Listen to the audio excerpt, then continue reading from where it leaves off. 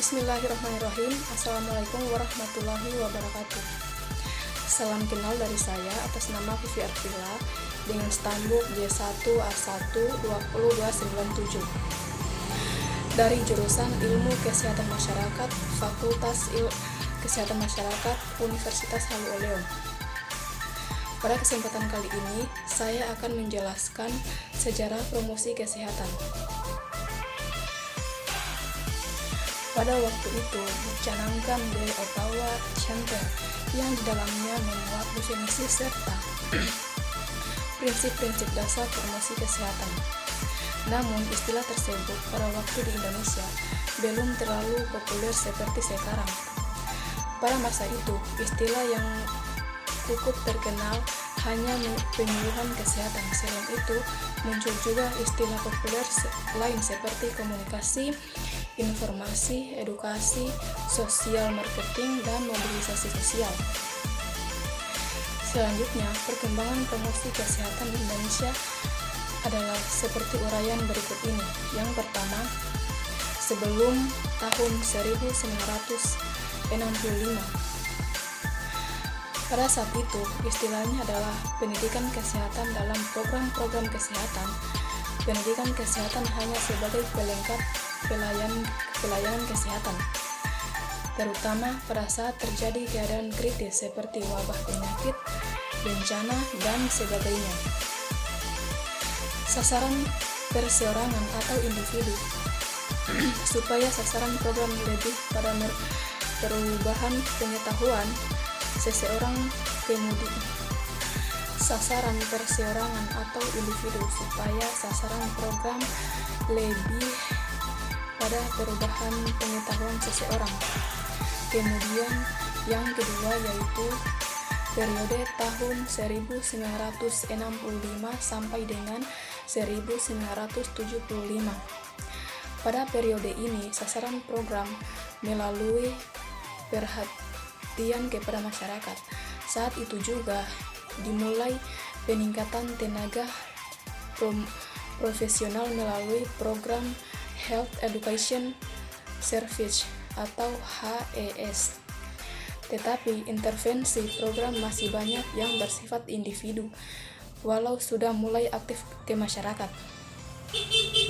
Sasaran program adalah perubahan pengetahuan masyarakat tentang kesehatan. Sejarah yang ketiga yaitu periode tahun 1975 sampai 1985. Istilah mulai berubah menjadi penyuluhan kesehatan. Di tingkat Departemen Kesehatan ada yang namanya Direktorat. Kemudian sejarah yang ketiga yaitu periode tahun 1975 sampai dengan 1985. Istilahnya mulai perubahan menjadi penyuluhan kesehatan. Di tingkat Departemen Kesehatan ada namanya Direktorat PKM. Ini menjadi salah satu andalan program sebagai pendekatan community development. Saat itu mulai diperkenalkan dokter kecil pada program UKS PSD. Kemudian Departemen Kesehatan juga sudah mulai aktif membina dan memberdayakan masyarakat. Kemudian muncullah yang namanya posyandu. Kemudian sejarah keempat yaitu periode tahun 1985 sampai dengan 1995. Nah, dibentuklah Direktorat Peran Serta Masyarakat atau PKM yang diberi tugas untuk memberdayakan masyarakat. Direktorat PKM berubah menjadi Pusat PKM yang tugasnya adalah untuk penyebaran informasi, komunikasi, kampanye, dan pemasaran sosial dalam bidang kesehatan. Nah, saat itu pula PKM menjadi posyandu. Tugas dari PKM dan PSM saat itu adalah untuk perubahan perilaku.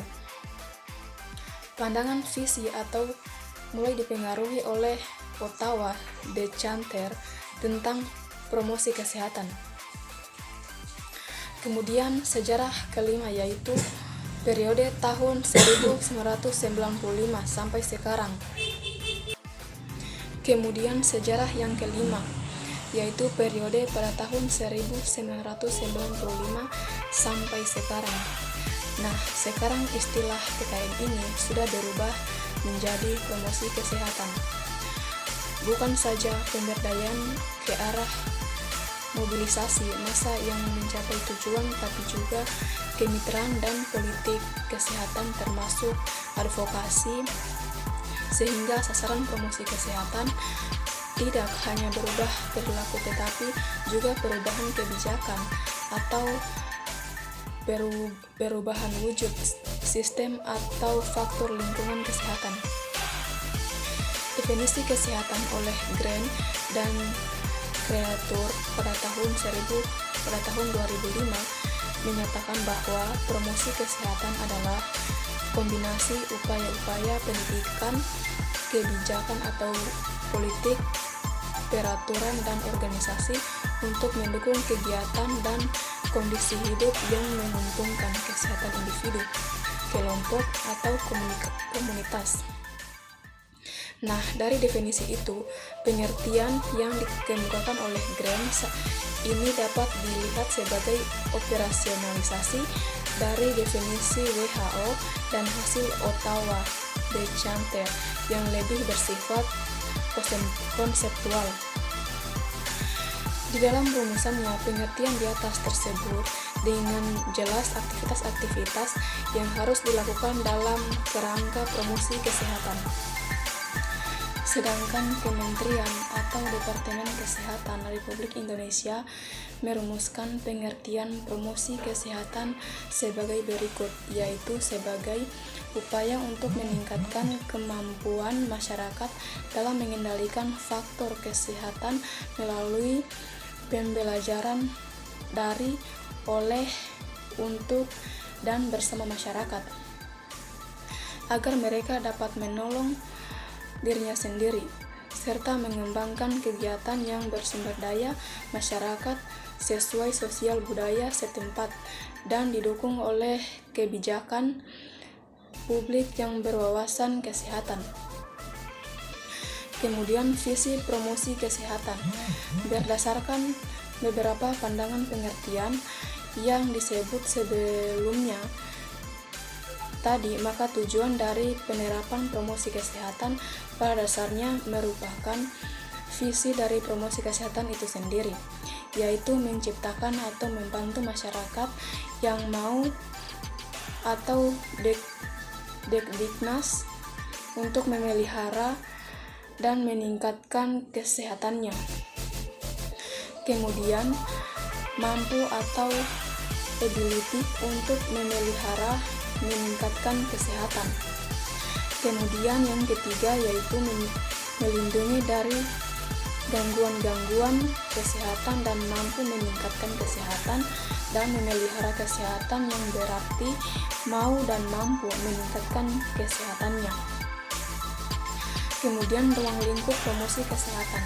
Sesungguhnya ruang lingkup promosi kesehatan adalah keempat departemen tersebut dan kesejahteraan seperti terlihat dari model klasik Glenn atau fosil paradigma Auschwitz, yaitu lingkungan, perilaku, pelayanan, kesehatan, dan genetik.